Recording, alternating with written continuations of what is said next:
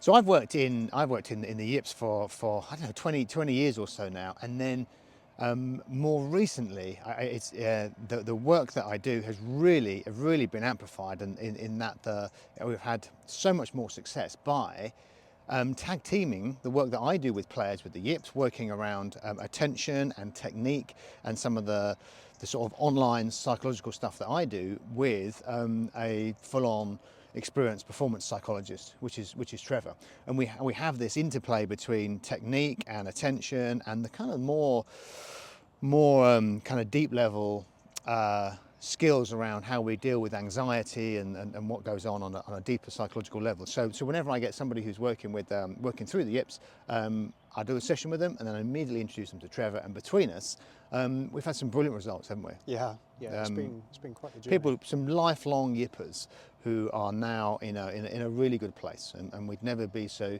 daft as to say they're fixed, and they're really doing very well and winning tournaments and enjoying their short game again.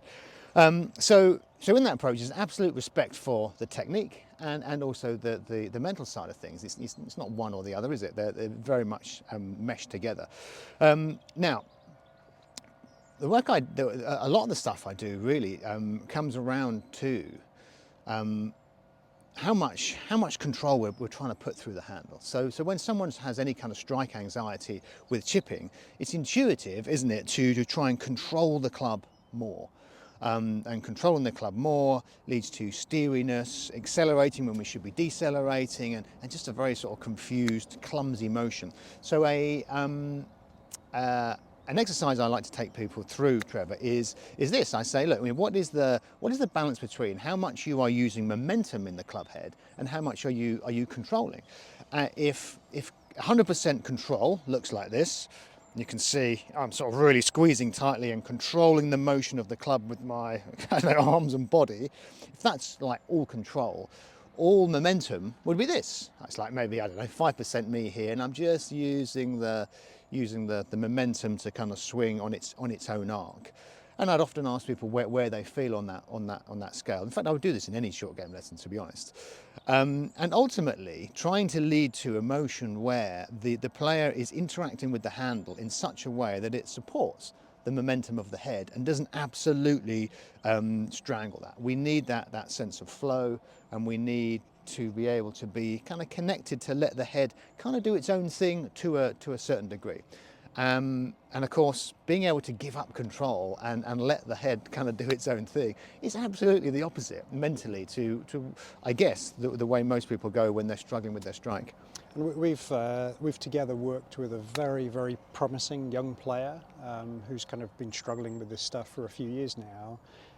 And the very first metaphor, the very first exercise that I gave him, do you remember, was to get out and drive the car and grip hold with the steering wheel as tightly as possible. Yes. And see what that's like, yeah. to try and go for a drive and try and take the corners as you're doing this. And just noticing like how unbelievably disruptive that is to performance. So just as you're speaking there and noticing that distinction between actually kind of letting the club, let's say, kind of feel more of the momentum of the club, so to speak, it reminded me actually when we're driving kind of fluidly and well, there's that lovely balance between what you're applying as you're cornering and actually the natural momentum of the car. That's and, right.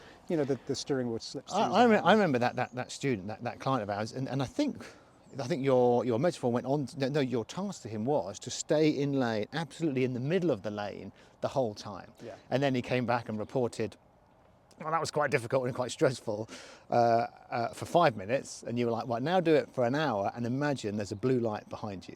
Yeah. And that relates to most of us under pressure, doesn't it? Try and stay in lane with a blue light behind you. And that is, and that is the response that many of us take to short game issues.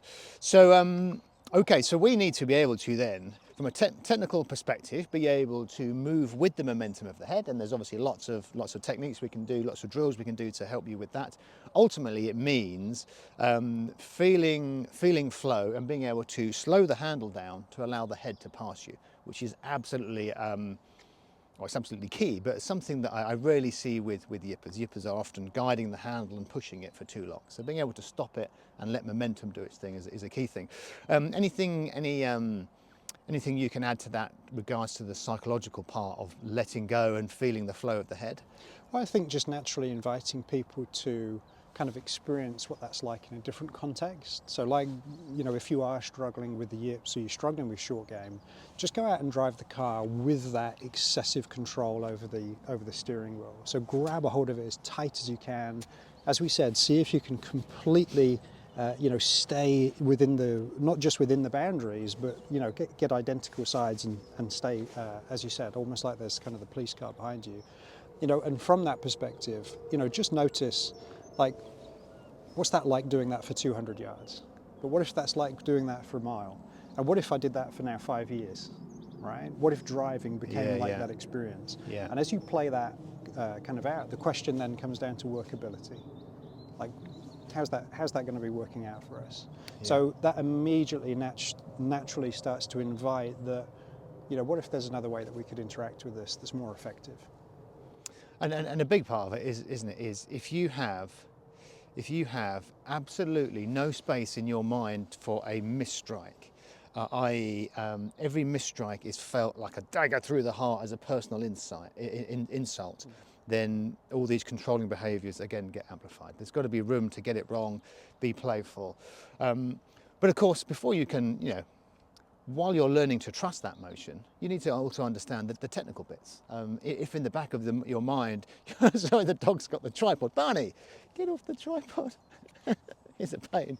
So while you're learning to trust that, if in the back of your mind you have been told to push the handle and drive it and compress it and all that kind of stuff, then that is never going to work for a short chip by the side of the green. So driving the handle is a great move to create power and compression and hit it 200 yards, but creating force through the handle when you're only chipping it 5 yards, try and use that force and do it slowly is an absolute, back to your metaphor, car crash. So ultimately we need to start to learn to use the flow of the handle, flow of the head, recognize when we decelerate the handle and have that trust in the motion of the head, and that takes a certain psychological change for many people. Yeah, absolutely.